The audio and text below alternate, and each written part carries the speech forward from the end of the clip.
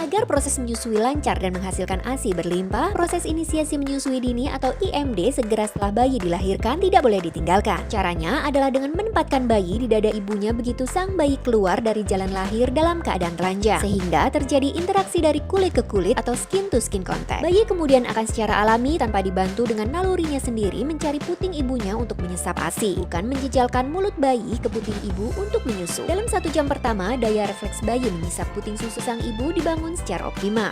IMD memiliki banyak manfaat lain, yaitu meningkatkan kesempatan bayi memperoleh kolostrum, memperkuat hubungan ibu dan bayi, meningkatkan kesehatan bayi. Mengingat selain memiliki banyak manfaat, IMD merupakan hak yang dijamin dalam Peraturan Pemerintah Nomor 33 Tahun 2012 tentang ASI eksklusif. Oleh karenanya, IMD tidak boleh dilewatkan kecuali dalam kondisi medis tertentu.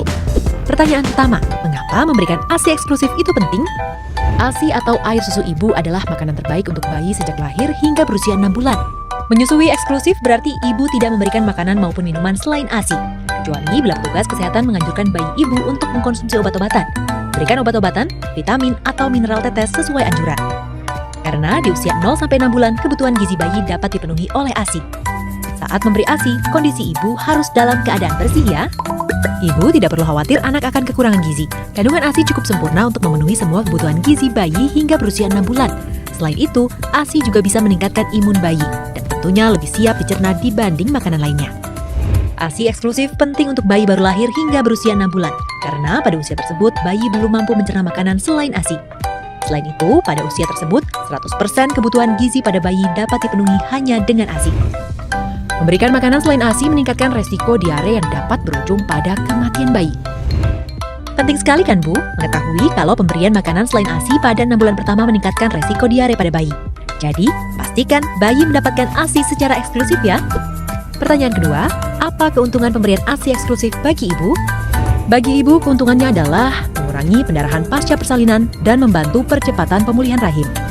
Mengurangi resiko berbagai kanker termasuk kanker rahim dan payudara.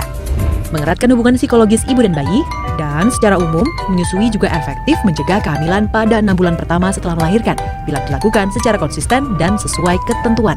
Sekarang, apa keuntungan pemberian ASI eksklusif bagi bayi? Manfaat ASI bagi bayi adalah memberikan perlindungan alami terhadap berbagai penyakit infeksi, sehingga bayi tidak sering sakit dan meningkatkan kecerdasan. ASI juga merupakan sumber makanan terbaik bagi bayi. Dan memberikan ASI mengurangi kemungkinan tercemarnya air, susu, atau minuman lain pada peralatan, sehingga mencegah terjadinya diare. Banyak kan Bu, keuntungan memberikan ASI secara eksklusif? Bayi juga bisa menjadi lebih cerdas jika mendapatkan ASI. Pastikan ibu dapat memberikan ASI secara eksklusif ya. Pertanyaan keempat, bagaimana bila setelah melahirkan ASI belum keluar? Tidak perlu panik ya Bu, bayi yang baru lahir memiliki cadangan makanan yang cukup sampai 3 hari setelah lahir. Ingat ya Bu, bayi baru lahir jangan diberi susu formula, air putih, madu, apalagi pisang. Selain itu, produksi ASI akan otomatis menyesuaikan dengan kebutuhan bayi. Produksi ASI akan meningkat seiring banyaknya isapan. Jika hanya sedikit tetes ASI yang keluar dari payudara, ibu juga jangan khawatir. Jumlah ASI yang dikeluarkan memang disesuaikan dengan kebutuhan bayi, sesuai dengan besar lambung bayi. Jadi, ibu jangan panik dan tetap semangat ya. PMBA adalah proses pemberian makanan dan cairan lainnya yang diberikan pada bayi mulai dari 6 bulan, di mana ASI saja tidak mencukupi untuk pemenuhan gizinya. Prinsip dasar PMBA harus memenuhi 4 syarat, yaitu tepat waktu, akurat, aman, dan diberikan dengan cara yang benar. Usia 6-8 bulan. Cara pembuatannya. Bahannya menggunakan bahan makanan yang terdiri dari karbohidrat, protein, vitamin, dan mineral dengan jumlah yang cukup. Karbohidrat berasal dari beras, jagung, atau biji-bijian. Protein hewani seperti telur, ikan, daging sapi, dan lain-lain. Protein nabati dapat diperoleh dari kacang-kacangan seperti kedelai, tempe, dan lain-lain. Lemak dapat diperoleh dari minyak kelapa, minyak sawit, atau santan. Sedangkan sumber vitamin dan mineral berasal dari buah-buahan dan sayuran.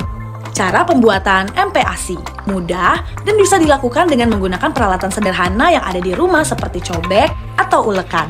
Semua bahan makanan seperti karbohidrat, protein, dan mineral yang digunakan dilumutkan menjadi satu hingga menjadi seperti bubur. Frekuensi pemberian 2-3 kali setiap hari dan 1-2 kali selingan. Tekstur mulai dengan bubur kental, makan lumut. Jumlah Diberikan mulai dengan 2-3 sendok makan setiap kali makan dan bertahap hingga 1/4 mangkok ukuran 250 ml atau 125 ml. Usia 9-11 bulan. Cara pembuatannya, sumber karbohidrat seperti nasi dihancurkan dengan menggunakan pisau, begitu juga dengan bahan lainnya seperti protein hewani atau ikan, ataupun daging ayam yang dicacah atau dicincang halus menggunakan pisau. Hal serupa juga dilakukan untuk protein nabati maupun sayuran. Setelah semua makanan dihancurkan, ibu bisa menyusun makanan tersebut di dalam wadah seperti piring atau mangkok layaknya menyajikan makanan pada orang dewasa. Kemudian makanan selingan seperti buah yang memiliki tekstur lunak seperti pepaya atau pisang yang cukup dipotong-potong dengan ukuran kecil, dan jika menggunakan buah yang bertekstur keras, wajib memancing terlebih dahulu untuk memudahkan anak mengkonsumsinya. Frekuensi 3-4 kali setiap hari dan 1-2 kali selingan. Tekstur, makanan yang dicincang halus dan makanan yang dapat dipegang oleh bayi. Jumlah, 1/2 sampai 3/4 mangkok ukuran 250 ml, sekitar 125-200 ml. Usia 12-23 bulan. Saat anak berusia 12 bulan atau 1 tahun, sebenarnya anak sudah bisa diberikan makanan keluarga. Hal penting yang dapat diperhatikan adalah memastikan makanan yang disajikan di rumah adalah makanan sehat dan bergizi seimbang. Usahakan menggunakan bahan-bahan segar untuk memberikan makanan terbaik bagi anak. Hindari pemberian atau membiasakan anak untuk makan makanan instan dalam kemasan karena mengandung zat gizi tidak lengkap dan mengandung bahan pengawet. Frekuensi 3-4 kali setiap hari dan 1-2 kali selingan. Tekstur, makanan keluarga. Jumlah 3/4 atau 1 mangkok ukuran 250 ml. Usia di atas 1 tahun.